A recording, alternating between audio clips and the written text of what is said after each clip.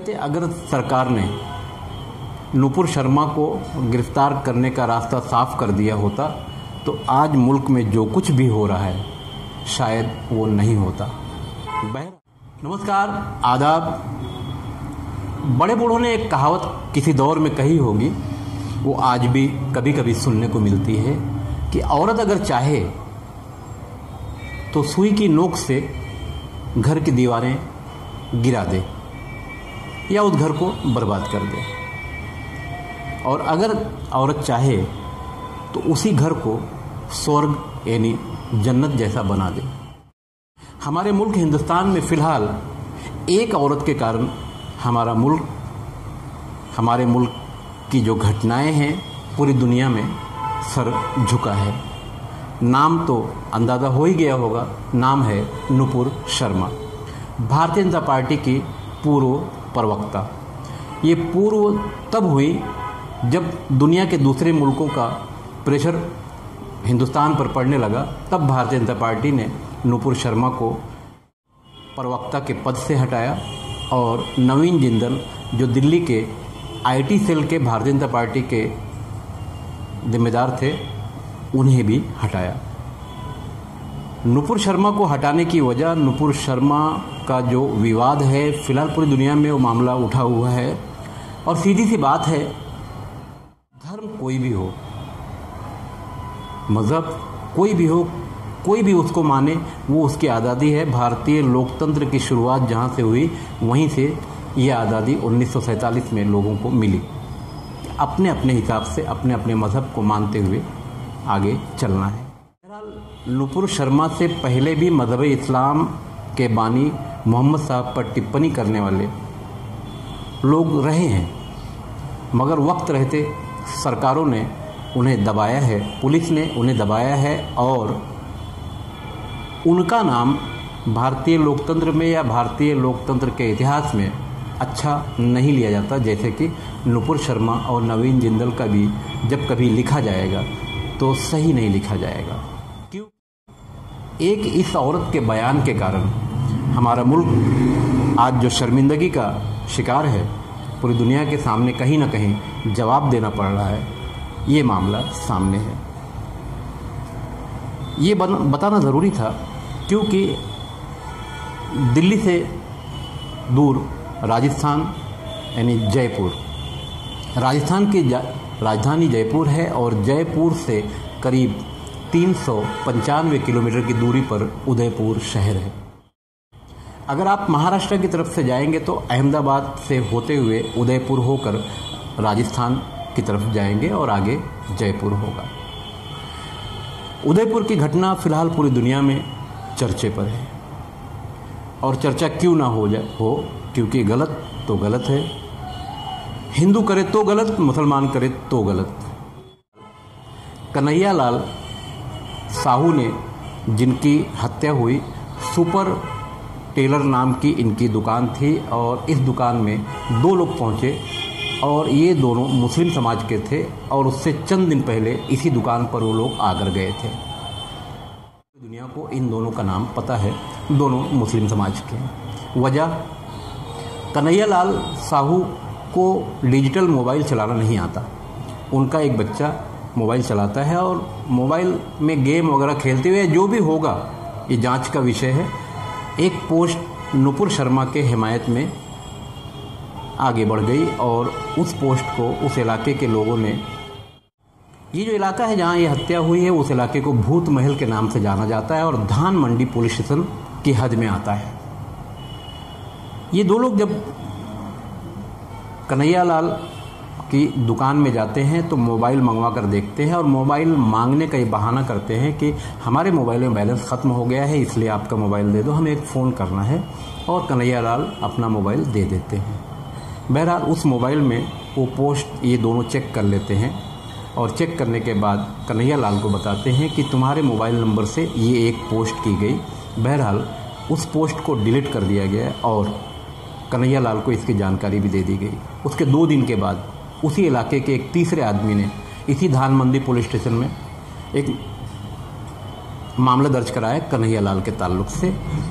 बहरहाल कन्हैयालाल के बारे में जब धान मंडी पुलिस स्टेशन में मामला दर्ज हुआ तो पुलिस ने कार्रवाई करते हुए कन्हैयालाल को बुला लिया और उनके ऊपर कार्रवाई करके उन्हें जेल भेज दिया और फिर कन्हैयालाल की जमानत भी हो गई। जमानत के बाद उन्हें धमकियां मिलने लगी और कन्हैयालाल ने पुलिस स्टेशन में वापस, यानी उसी पुलिस स्टेशन में धान मंडी, यही बात ध्यान देने जैसी है, जब वहाँ उन्होंने कंप्लेंट दर्ज कराई कि मुझे इन नंबरों से धमकी दी जा रही है, तो अगर पुलिस ने वक्त रहते कार्रवाई कर दिया होता तो ये घटना जो आज पूरी दुनिया देख रही है, जिसके कारण हिंदुस्तान का सर झुकता है, नहीं होती। धमकी देने वाले यही दो लोग थे जो फिलहाल दुनिया के सामने हैं। अब बात यही फंसती है कि अगर उस वक्त पुलिस ने कार्रवाई किया होता तो ये घटना नहीं घटती। तो कहीं ना कहीं वो जो पुलिस स्टेशन है, जो वहाँ के वरिष्ठ पुलिस निरीक्षक हैं, वहाँ एसीपी होंगे, डीसीपी को पहले इन लोगों को सस्पेंड करना चाहिए और इन्हें जेल भेजना चाहिए, क्योंकि इनकी ढिलाई के कारण ये हुआ है। बहरहाल घटना आगे बढ़ती है और 28 जून को दोपहर में ये दोनों लोग पूरी तैयारी के साथ पहुंचते हैं और कन्हैयालाल से कपड़ा सिलवाने की तैयारी करते हैं। और कन्हैयालाल जब नाप लेने लगते हैं, उसी दौरान एक व्यक्ति उनके ऊपर हमला करता है और दूसरा वीडियो बनाने की तैयारी कर लेता है। बहरहाल दोनों ने मिलकर कन्हैयालाल की हत्या कर दी। हमारे देश में या पूरी दुनिया में हत्या पहली बार नहीं हुई है और आगे हत्याएं रुक जाएंगी ऐसा भी नहीं है। रोज हमारे देश में हत्याएं होती है, मगर ये हत्या जिसके जिम्मेदार कहीं ना कहीं गोदी मीडिया है। एक गोदी मीडिया के चैनल पर बैठकर कुछ ऐसे लोग, जिन्हें साफ साफ कहा जाए कि कुछ दाढ़ी टोपी वाले लोग ही बैठकर वहाँ डिबेट करते हैं और सामने से भारतीय जनता पार्टी या दूसरी पार्टियों के प्रवक्ता बैठते हैं और ये नरम रहते हैं और ये चढ़ते चले जाते हैं।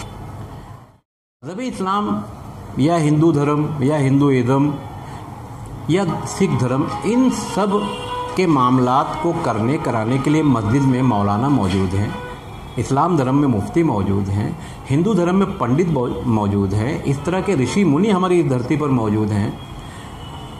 अगर सिखों की बात करें तो गुरुद्वारे में लोग मौजूद हैं।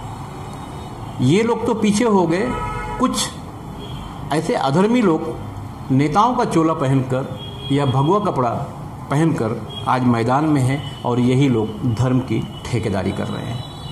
तो असल में जो धार्मिक लोग हैं वो बेचारे कहीं ना कहीं मस्जिद या मंदिर में या गुरुद्वारे में बैठे हुए चुपचाप खामोश है और ये ठेकेदारी करने का काम हमारे देश को आज कितना महंगा पड़ रहा है ये पूरी दुनिया को पता है। एक ही बात थी, सिर्फ और सिर्फ नुपुर शर्मा के ताल्लुक से जितनी कंप्लेंट्स हुई थी, अगर उनके ऊपर कार्रवाई कर दी जाती तो ये चैप्टर बंद हो जाता। मगर सरकार, क्योंकि सरकार भी भारतीय जनता पार्टी सरकार है, इनके आने के बाद से देश में धार्मिक भावनाएं भड़काने का जो काम गोदी मीडिया ने अपने कुछ खरीदे हुए मुस्लिम और कुछ खरीदे हुए भारतीय जनता पार्टी के प्रवक्ता, भगवाधारी, कुछ इस तरह के अपने आप को महंत कहने वाले लोगों ने ये जो ठेका ले रखा है, उसी ठेके का अंजाम आज देश को भुगतना पड़ रहा है।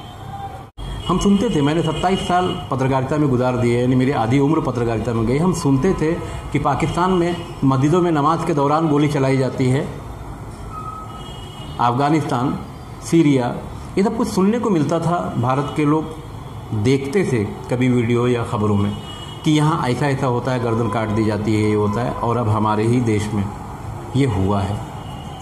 तो कहीं ना कहीं वक्त रहते अगर सरकार चाहे जिसकी भी हो, कांग्रेस ने भी इस देश में नमाज नहीं पढ़ाई जब, और हिंदुस्तानी मुसलमान उन्हें अपना समझते रहे। आज हिंदुस्तानी मुसलमानों के हिंदुस्तान में क्या हालत है ये पूरी दुनिया को पता है।